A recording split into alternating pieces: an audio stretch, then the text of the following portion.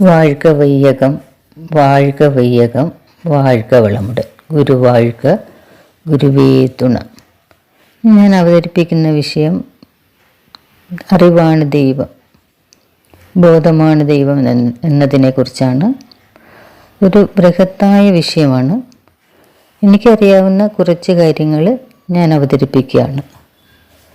എന്താണ് ബ്രഹ്മം? പ്രപഞ്ചത്തിലെ മൂലപ്പൊരുളാണ് എന്നത് ശുദ്ധശൂന്യമായ ബ്രഹ്മമാകുന്നു. ബോധം എന്നത് ബ്രഹ്മത്തിൻ്റെ ഉള്ളടക്കമാകുന്നു. ദൈവം എന്ന് പറയുന്നത്, അതായത് ആൽമൈറ്റി, ബ്രഹ്മം, ശൂന്യം, പരമ്പൊരുൾ, ആദി, അനാദി, പൂർണ്ണം എന്നെല്ലാം പേരിൽ അറിയപ്പെടുന്നു. ഗ്രഹങ്ങൾ, ജീവജാലങ്ങൾ, മനുഷ്യർ ഇവയെ പ്രവർത്തന പദത്തിലെത്തിച്ച് പിന്നീട് അദൃശ്യമാകുന്ന ശക്തി എന്താണോ അതിനെ ദൈവമെന്ന് പറയുന്നു. ദൈവമെന്നത് ശുദ്ധശൂന്യതയാണ്. എല്ലാ അണുക്കളുടെയും ചുറ്റിലും പുറത്തും ഇടയിലും കാണുന്ന ശുദ്ധശൂന്യമായ എന്നും ഗ്രാവിറ്റി എന്നും പറയപ്പെടുന്നു. ഇത് ആന്തരികമായി മർദ്ദിതാവസ്ഥയിലും ബോധമായും വസ്തുക്കളായും ദൃശ്യവസ്തുക്കളിൽ ക്രമീകരണ ചാലക ശക്തിയായും ഉണർന്ന് പ്രവർത്തിക്കുന്നു.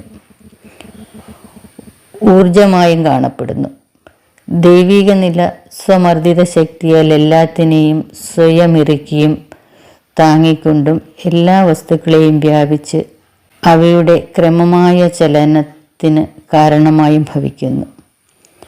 ജീവജാലങ്ങളുടെ ആവശ്യങ്ങളെ നിറവേറ്റുന്ന കാരുണ്യമായും കാണപ്പെടുന്നു.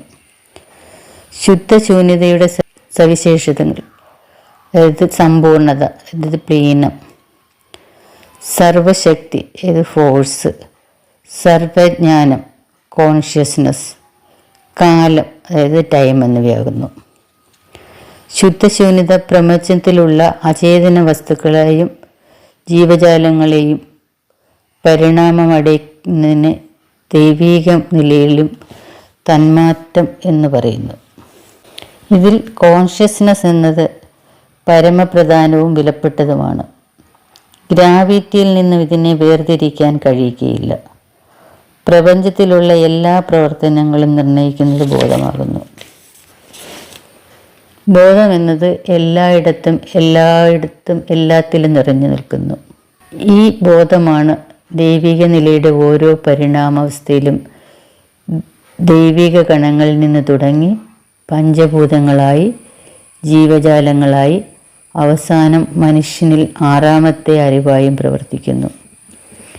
എല്ലാ വസ്തുക്കളിലും ക്രമീകരണ ശക്തിയായും ജീവജാലങ്ങളിൽ ചലനാത്മക ക്രമീകരണ ശക്തിയായും ഉണർന്ന് ഉണ്മയോടുകൂടി പ്രവർത്തിക്കുന്നു. നിർജീവ വസ്തുക്കളിൽ കാന്തിക ശക്തിയായും പ്രവർത്തിക്കുന്നു. ഇതിനെ ഉള്ളത്, ഉണ്ടായത്, അറിയുന്നത് എന്ന് പറയപ്പെടുന്നു.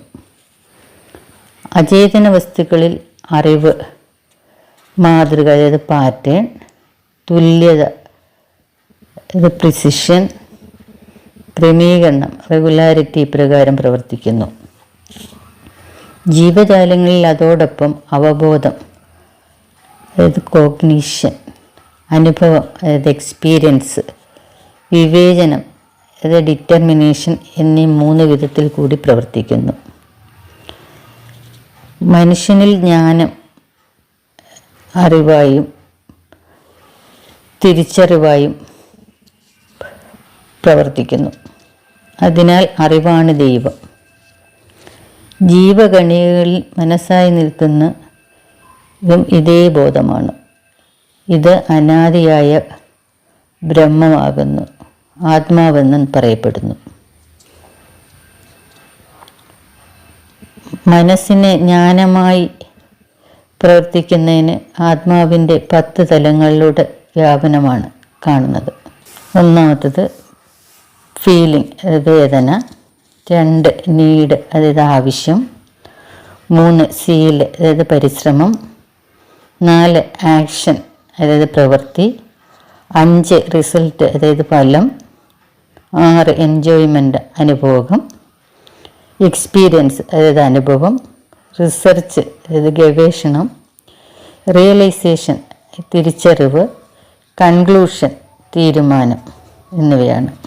ശുദ്ധബോധം നമ്മുടെ നിത്യജീവിതത്തിൽ എങ്ങനെയെല്ലാം പ്രവർത്തിക്കുന്നെന്ന് നമുക്ക് ചില ഉദാഹരണങ്ങളിലൂടെ മനസ്സിലാക്കാം. നമ്മളൊരു ചെടി, ഒരു വിത്ത് നടുവാണെങ്കിൽ നമ്മൾ ഭൂമിയിൽ കുഴിച്ചിടുന്നു. ആ വിത്ത് മുളച്ച് ഇലകൾ വന്നു, ശിഖരങ്ങൾ വന്നു, അത് പടർന്ന് പന്തലിച്ച് അതിൻ്റെ മാതൃവൃക്ഷം പോലാവുന്നു.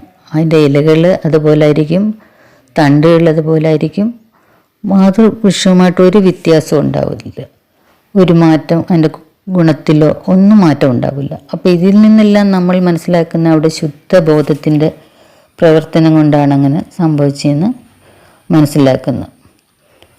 അതെല്ലാം പോലെ തന്നെ നമ്മൾ ഭക്ഷണം കഴിക്കുന്നു.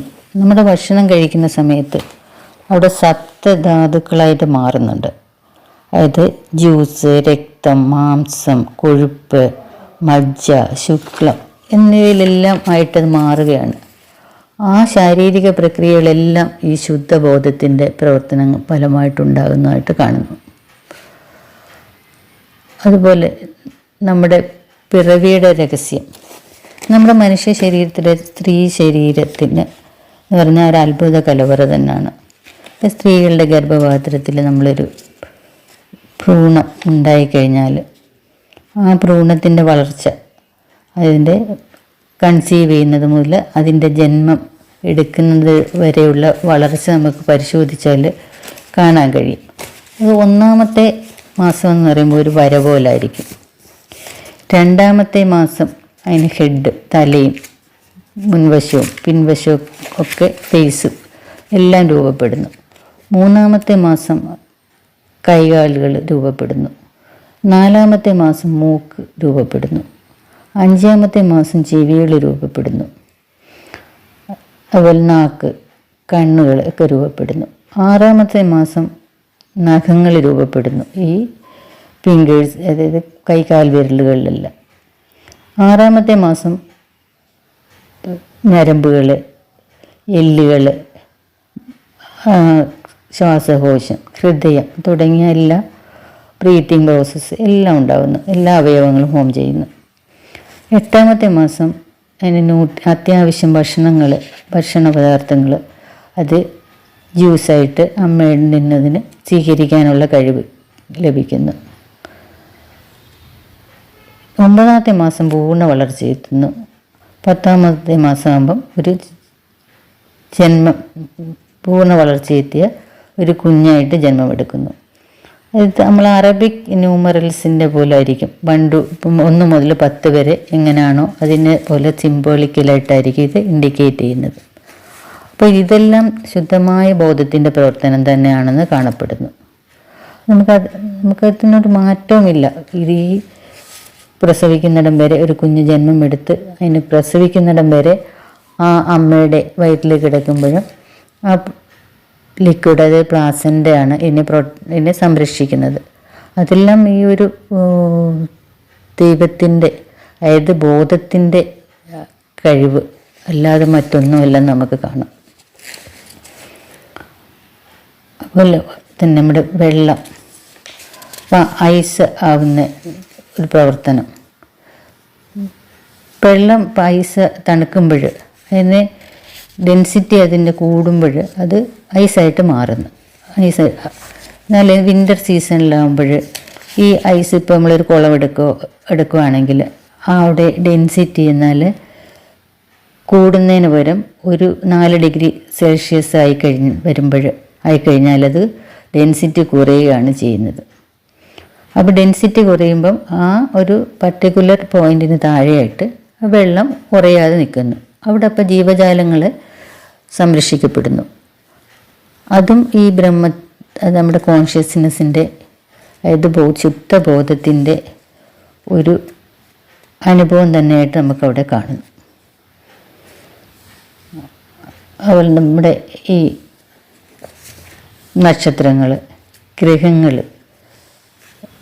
എല്ലാം തന്നെ ഒരു ഭ്രമണപഥം ഉണ്ടാവും. നിശ്ചിത ഭ്രമണപഥവും ഒരു നിശ്ചിത സ്പീഡും ഒക്കെ ഉണ്ടാവും. അത് ഒന്നിനെ കൂട്ടിമുട്ടാതാണ് കറങ്ങിക്കൊണ്ടിരിക്കുന്നത്. ഇതും ശുദ്ധമായ ബോധമാണ്. അതിന് ഭ്രമണപഥം ഒന്നുപോലും മാറുന്നില്ല എന്നുള്ളതാണ്. അതും ശുദ്ധമായ ബോധത്തിൻ്റെ പ്രവർത്തനമാണെന്ന് കാണപ്പെടുന്നു. മനുഷ്യരാശിയുടെ പ്രവർത്തന കാലയളവുകളായ ഘടകങ്ങളായ സ്ഥൂല ശരീരം, ജീവശക്തി, ജീവകാന്തം, ജനിതക കേന്ദ്രം, തലച്ചോറ്, ആത്മാവ്, മനസ്സ്, പഞ്ചേന്ദ്രിയങ്ങളെല്ലാം ഇതേ ശുദ്ധബോധം തന്നെയാണ്. പ്രപഞ്ചത്തിലുള്ള സർവമാനമായ എല്ലാ പ്രവർത്തനങ്ങളും ശുദ്ധബോധത്തിൻ്റെ പ്രവർത്തന ഫലമായിട്ട് കാണപ്പെടുന്നു.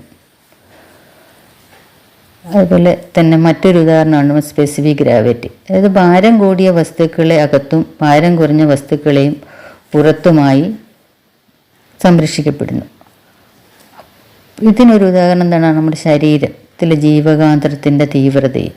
അത് നമ്മുടെ ശരീരത്തിൻ്റെ മധ്യത്തിലായി പ്രവർത്തിക്കുന്നു. അതും ഇതിനൊരു ഉദാഹരണമായിട്ട് കാണാം. ധ്യാനവും ആത്മപരിശോധനയും കൊണ്ട് നമുക്ക് ശുദ്ധബോധത്തെ കൂടുതൽ അറിയാൻ കഴിയും. ഞാൻ തന്നെയാണ് അറിവ്. നമ്മൾ നിക്ഷിപ്തമായ അറിവ് തന്നെയാണ് ദീപം. അപ്പം നമ്മൾ നിരന്തരമായ ധ്യാനം കൊണ്ട് മാത്രമേ നമുക്ക് ശുദ്ധബോധത്തെ അറിയാൻ കഴിയുള്ളൂ. അതിനുവേണ്ടി നമ്മൾ ധ്യാനം പരിശീലിക്കുക, ആത്മപരിശോധന നടത്തുക, കൂടുതൽ നമ്മുടെ അനുഭവത്തിലൂടെ ശുദ്ധബോധത്തിനെക്കുറിച്ച് നമുക്ക് മനസ്സിലാക്കാൻ സാധിക്കുക. പ്രപഞ്ചത്തിലുള്ള സർവമാനമായ എല്ലാ പ്രവർത്തനങ്ങളും ശുദ്ധബോധത്തിൻ്റെ പ്രവർത്തന ഫലമായി കാണപ്പെടുന്നു.